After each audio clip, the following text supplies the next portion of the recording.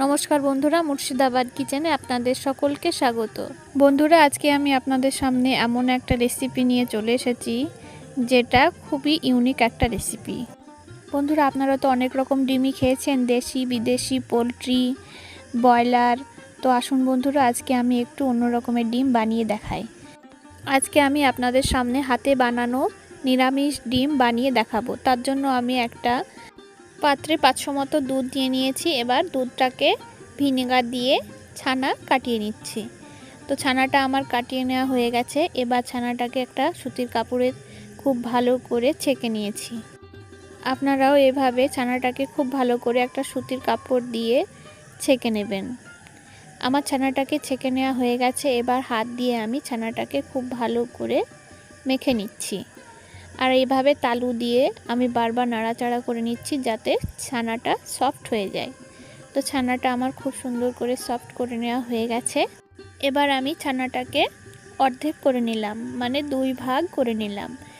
বেশি অর্ধেক আমি কুসুম বানাবো আর কম অর্ধেক আলুর সঙ্গে খুব ভালো করে মেখে নেব। তো আমি বেশি অর্ধেক ছানাটাকে কুসুম বানানোর জন্য সামান্য হলুদ নিয়ে নিলাম। আপনারা এভাবে সামান্য হলুদ ও লবণ দিয়ে খুব ভালো করে মেখে নেবেন। তো ডিম বানাতে গেলে আমাদের কুসুম দরকার, তার জন্য আমি এভাবে কুসুমটা বানিয়ে নেব। তো দেখুন বন্ধুরা, আমি খুব ভালো করে ছানাটাকে হলুদ দিয়ে মাখিয়ে নিয়েছি। এবার কুসুমের আকৃতি করে গোলা গোলা করে নেব। তো দেখুন বন্ধুরা, একদম কুসুমের মতো লাগছে। তো এইভাবে আমি সব কুসুমগুলোকে বানিয়ে নেব। আপনারাও এইভাবে খুব ভালো করে গোল গোল করে নিয়ে প্রথমে কুসুমটাকে বানিয়ে নেবেন। বন্ধুরা, এটা সম্পূর্ণ একটা নতুন রেসিপি।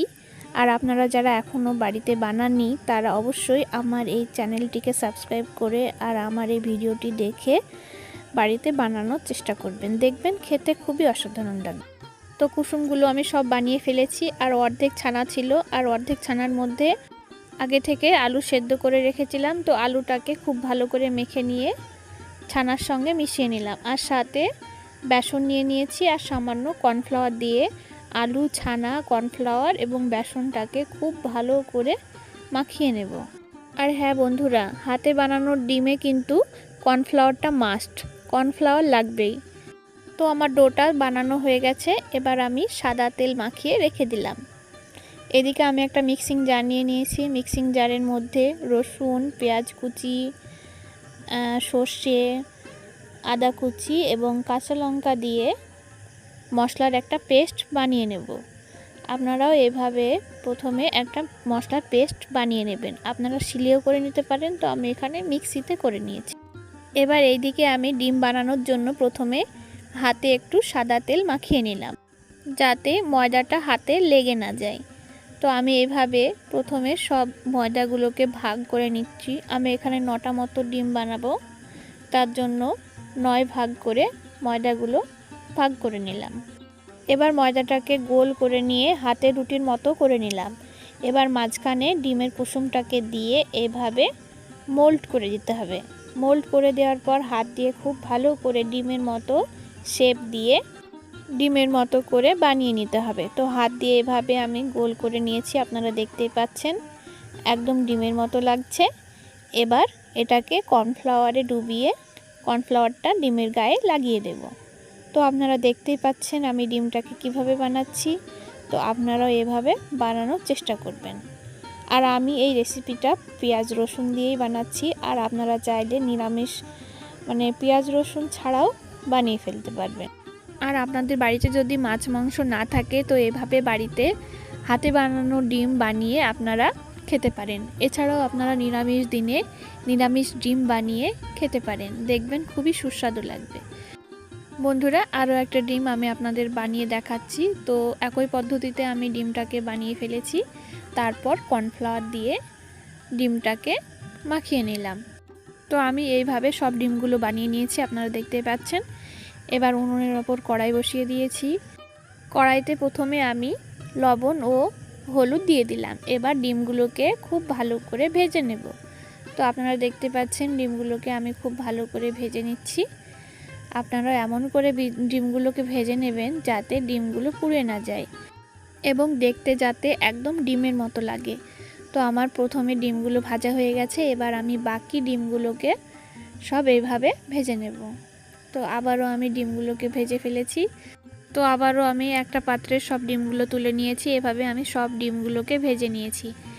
এবার তেলের মধ্যে কুচনো পেঁয়াজ দিয়ে দিলাম। পেঁয়াজ দেওয়ার পর আমি একটা শুকনো লঙ্কার ফোড়ন দিয়ে দিয়েছি। শুকনো লঙ্কা ফোড়ন দেওয়ার পর আমি তেলের ওপর কিছুটা মৌরি দিয়ে দিলাম, যাকে গ্রাম বাংলায় বলা হয় ধান মৌরি। মৌরির ফোড়ন দেওয়ার পর আমি এখানে একটা তেজপাতা দিয়ে দিয়েছি। তেজপাতা দেওয়ার পর আমি বেটে রাখা মশলাটাকে দিয়ে দিলাম। বেটে রাখা মশলাটা দেওয়ার পর আমি 1 চা চামচ মতো হলুদ দিয়ে দিলাম, 1 চা চামচ ধনে ও জিরের গুঁড়ো, 1 চা চামচ লবণ, আর লবণটা আপনারা স্বাদ মতো দিয়ে দেবেন। লবণ দেওয়ার পর আমি স্বাদ মতো চিনি দিয়ে দিয়েছি, আপনারা নাও দিতে পারেন, আপনাদের জন্য অপশনাল। চিনিটা দেওয়ার পর আমি এখানে রঙের জন্য সামান্য লাল লঙ্কার গুঁড়ো দিয়ে দিয়েছি। এবার সামান্য জল দিয়ে খুব ভালো করে মশলাটাকে কষিয়ে নেব। তো মশলাটাকে আমার খুব ভালো করে কষিয়ে নেওয়া হয়ে গেছে। এবার জল দিয়ে দিয়েছি। জল দেওয়ার পর আমি ডিমগুলোকে জলের মধ্যে দিয়ে দিলাম। এবার খুব ভালো করে ফুটিয়ে নেব।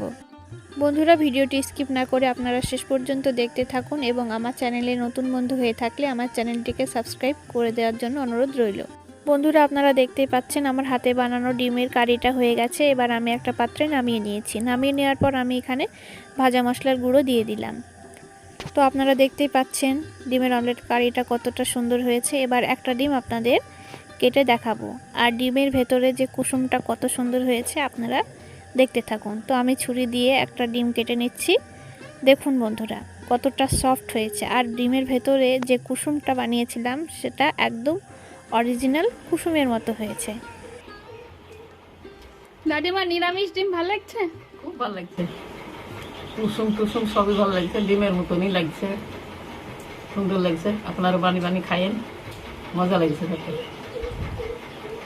কুসুম হয়ে গেছে, এই তো কুসুম, তো কুসুম ওই তো কুসুম, নিরামিষ ডিমের কুসুম হয়ে গেছে,